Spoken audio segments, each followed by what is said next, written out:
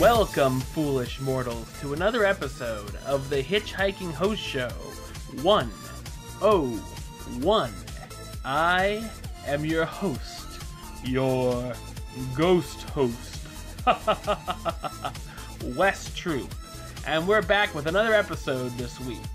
Well, we're continuing our way through Fantasyland of 1955's Disneyland. And we talked about a few attractions already. We're going to talk about an attraction that's made lots of changes to get where it's to today.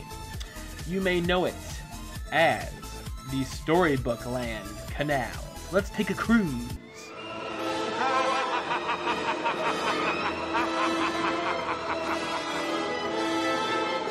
Alright, let's see what's going on in the Storybook Land Canal, shall we? But what I do have is got a whale of a tale to tell you, lad, a whale of a tale or two about the flatfed fish and the girl I love, with nights like this with the moon above. A whale of a tale, and it's all true, I swear by my tattoo, which I actually don't have. But it's okay, they gave this nifty name tag instead, and it says, my name is Curtis, and I'll be your captain and storyteller today, and we are currently riding aboard the Wendy. Now, so we're about to be swallowed by Monster the Whale. Oh no, that's the very same whale that swallowed Pinocchio and just had a hole. But fortunately for us, Pinocchio was a very resourceful boy, or when he was swallowed by Monster the Whale, he lit a fire inside the belly of the beast, causing Monstro to, whoa, sneezed so hard, the whale blew his tail right off, giving us our very own special entrance into Storybook Land. Welcome, everybody. And if we take a look over here to your left-hand side, that is the cave of the Big Bad Wolf, and across the canal are his favorite dinner guests, the result of eggs. There's a house made of straw, the house made of snoops, and the house on top of the hill made out of 100% wolf-proof bricks.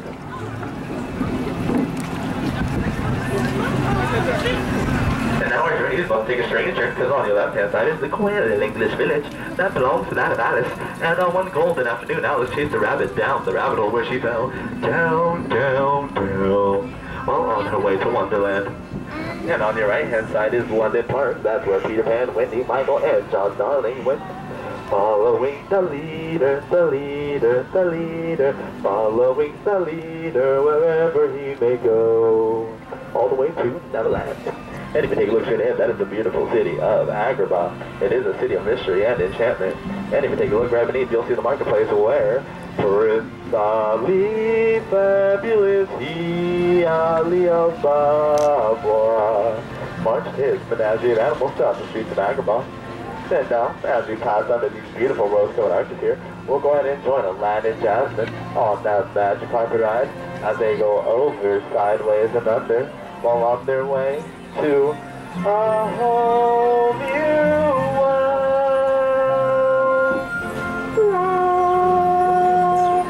Now, everybody, in that whole new world of love and light, there is also darkness, like in the cave of Wonder.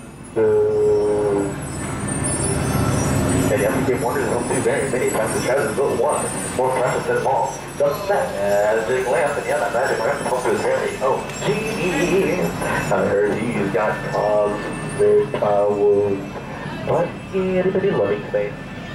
And on your right-hand side is Snow White's cottage. That's where Snow White lives with the seventh one. And if you take a look up top of the hill, you'll see the Jomine Willows dwarfs currently whistling while they work. And on your left-hand side is Cinderella's chateau. That's where Cinderella grew up with her wicked stepmother and two evil stepsisters. Fortunately, she was able to move on the mountainside, that is, to the beautiful pink and gold castle on top of the hill, where she currently lives with her prince.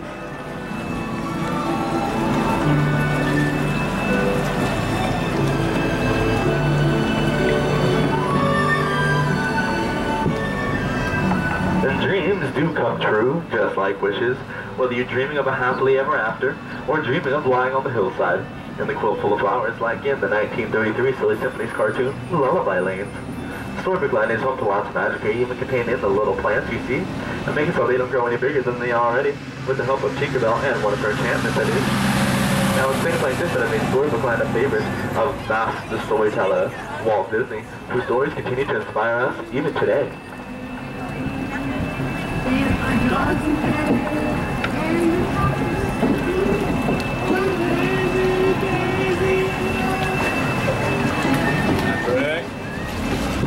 Stories like The Wind and the Willows of Mr. Mole Rat and Mr. Toad, whose stately manners over here to your left-hand side.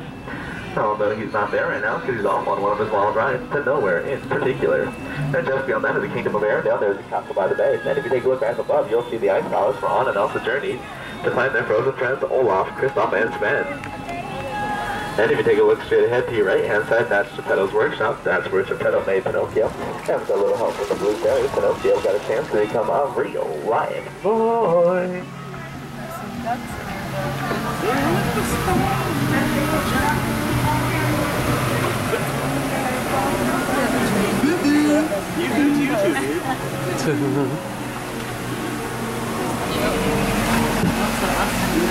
And if you take a look over here to your right-hand side, you'll see where Ariel took boat first on setting steps on land for the very first time. And if you want to see where Ariel grew up in the shot of her father, King Frank, take a look over here to your left-hand side. Onto the sea, onto the sea. One of the most scenic attractions in any Disney park are the Storybook Land Canal Boats. The ride you know today has gone through many changes over the years. Its history goes back to the planning stages of Walt Disney's planned park across from Walt Disney Studios in Burbank. Walt loved the idea of a gravity flow canal boat ride he wanted for the park. Of course, that park never came to be, but the idea for the ride carried over with the plans for Disneyland. The original idea for the attraction was for it to be called Lilliputian Land. It was inspired by Madurum, a miniature city in the Netherlands that Walt once visited. Unfortunately, the technology didn't yet exist to make the miniature animated figures Walt wanted to live in the village. The plans had to be changed. The next incarnation of the ride was known as Canal Boats of the World. It would be a journey past miniature recreations of landmarks and world cities such as London and Paris. Unfortunately, time and money prevented the completion of the miniature landmarks. The ride vehicles were scaled-down versions of French, English, and Dutch-inspired boats, originally powered by outboard motors. There were 13 different boats in operation named after Disney characters. The names included Cinderella, Daisy, Aurora, Alice, Faline, Flora, Fauna, Flower, Katrina, Merryweather, Wendy, Snow White, and Tinkerbell. And of course, many years later, Ariel and Belle were added to the roster. The canal itself contains 465,000 gallons of water, which flows via underground pipes to the moat around Sleeping Beauty Castle, the Jungle Cruise, and to the Rivers of America, where it's pumped back into the attraction. While it's nowhere near what Walt had envisioned, Canal Boats of the World debuted on Disneyland's opening day, July 17, 1955. Once boarded on the boats, passengers passed through a cave, which of course is a much cooler version today, but we'll get to that in just a little bit. Instead of going past the miniature sights of the world like the ride intended, the boat skippers piloted the crafts through an empty waterway, stopping once in a while to discuss an upcoming new attraction for the park with the riders. Almost none of the landscaping was done either, and it unceremoniously became known as the Mud Bank Ride by park executives and guests alike. Canal Boats of the World ran into other problems as well. The outboard motors would often overheat and would force the boats to be towed back to the dock. Also, the gasoline engines were so loud that the passengers could barely hear the spiel from the skipper. After a few months, the motors gave way to batteries stashed under the seats. In its first summer, the attraction was staffed mostly by men, dressed in white shirts and white brim hats. An all-man closing crew had the duty of manually pulling the boats into the storage area and connecting the battery cables to charge the boats overnight. Eventually, electricians installed a two-way switch on the boats, providing a reverse gear to easily back the boats into the storage tunnel. After only 2 months, the Canal Boats of the World attraction closed. However, a new idea was in the works to make the mess of a ride into a Disneyland classic. The latest version of the attraction would see the boats pass through a land of miniature houses based on Disney movies. The muddy banks were landscaped with miniature plants, including a bonsai tree planted by Walt Disney himself. The miniatures were built on a 1/12 scale. The houses are fitted with 6-inch doors and 1/4-inch hinges that open and close, so the Disneyland electricians could change the light bulbs. New Dutch boats replaced the existing ride vehicles with new electric motors in order to fix all of the problems the attraction had been encountering. An idea for a better version of the cave riders journeyed through would come at the expense of a never-used idea for an attraction. There had been plans for a Monstro the Whale ride, where small boats were swallowed by Monstro and would then plunge down a watery path into a pond. Imagineers thought it might be neat to use Monstro as the entrance into the area, which would now be known as Storybook Land. The attraction reopened on June 16, 1956 as the Storybook Land Canal Boats. 4 of the original Mouseketeers were on hand for the reopening, as well as the American Dairy Princess, who christened each vessel by pouring a pint of milk on it. It does the body good. Over the years, quite a few scenes have changed, been added or removed from the attraction. Most notably, the Sultan's Palace from Aladdin appeared where the miniature Toad Hall had previously stood for a major refurbishment done in 1994. Toad Hall returned the following year in another location. When entering the current version of Storybook Land Canal Boats, you'll see a lighthouse right outside of the queue. The lighthouse used to be a ticket booth back in the day. After boarding your boat and departing from the dock, the boat passes through a short cave sculpted to look like Monstro, the whale that swallowed Pinocchio. The whale is actually partially animated as his eye opens and closes, and periodically steam will come out of his blowhole. The canals past the Monstro cave are landscaped with miniature trees and shrubs. Along the banks are small buildings representing the homes of characters from Disney films, although not all of the locations are actually depicted in the film. Many of the settings feature sound recordings of characters singing or working. The small settings include the homes of the pigs from The 3 Little Pigs, an English village with a church and the entrance to the White Rabbit's Hole from Alice in Wonderland, London Park from Peter Pan, the Sultan's Palace and Cave of Wonders from Aladdin, the Dwarf's Cottage and Mine from Snow White and the 7 Dwarfs, the village from Cinderella featuring a gold spiraled castle, Toad Hall from The Adventures of Ichabod and Mr. Toad, and the little building for Mr. Toad, Toad Hall, actually inspired the new facade for Mr. Toad's Wild Ride in Disneyland, which we talked about in the last episode. The newly added village of Arendelle from Frozen, featuring Anna and Elsa's castle, Wandering Oaken's trading post, and Elsa's ice palace, the cobblestone village with Geppetto's woodshop from Pinocchio, and Prince Eric's seaside castle from The Little Mermaid. King Triton's underwater castle, partially hidden behind a waterfall from The Little Mermaid, ends the experience. The boat then returns the passengers to the loading dock from where they boarded. Because its entrance is located along the park's parade route, the attraction closes approximately 60 minutes before any parade and reopens after the parade has passed. Due to time scheduling with Disneyland's new Paint the Night parade, the attraction does not open once again after the night parade. There is also another version of the attraction over at Disneyland Paris. This version is called Le Pays du Conte de Fées. I don't know if I said that right or not, but we'll think I did. And it opened in April of 1994. Unlike the California version, a guide does not accompany the riders.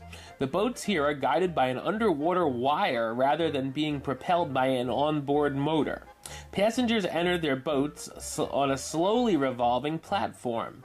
The whole transport system was developed by Intamin as a towboat ride. The Cave of Wonders from Aladdin midway through the voyage replaces Disneyland's version of the Monstro Cave.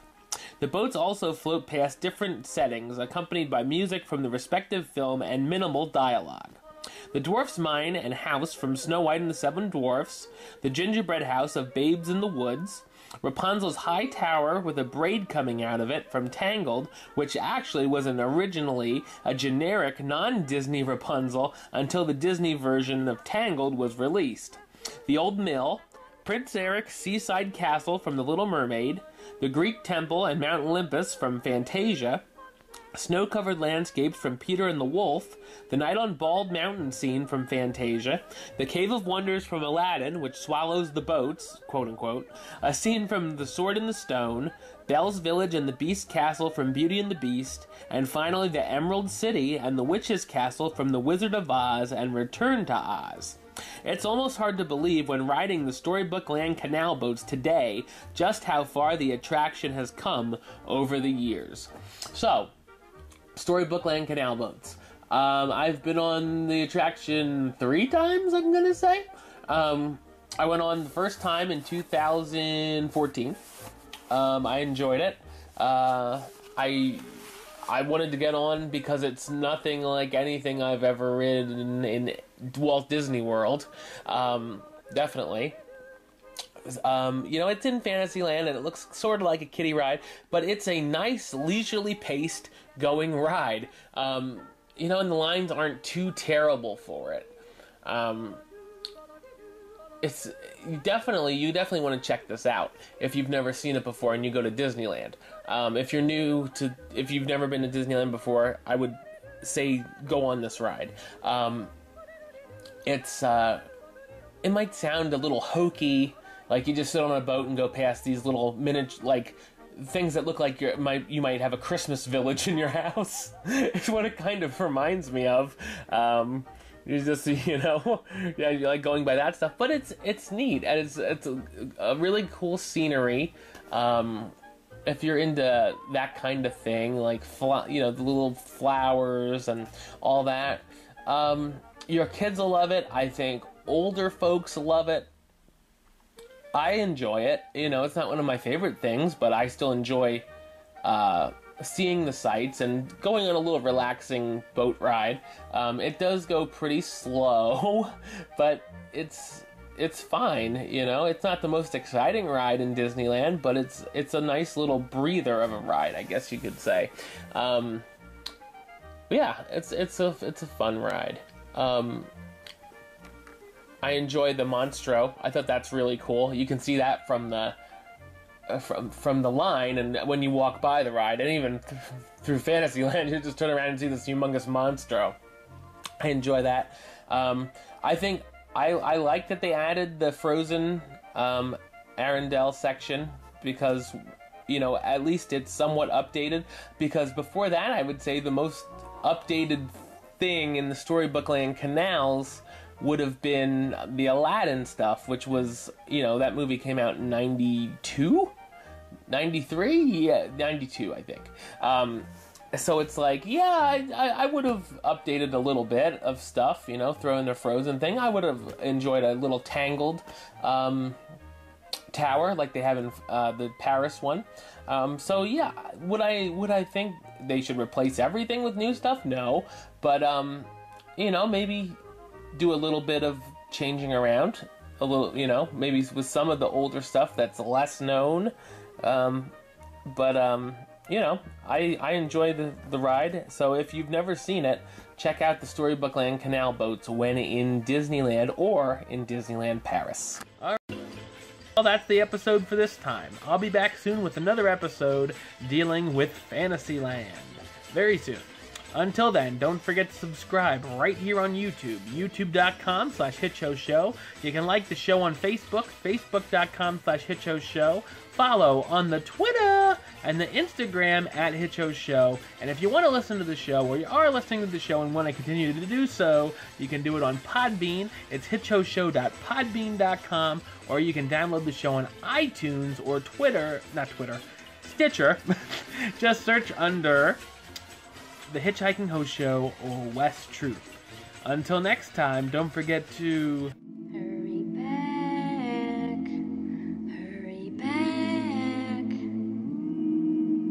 for the next episode. See ya.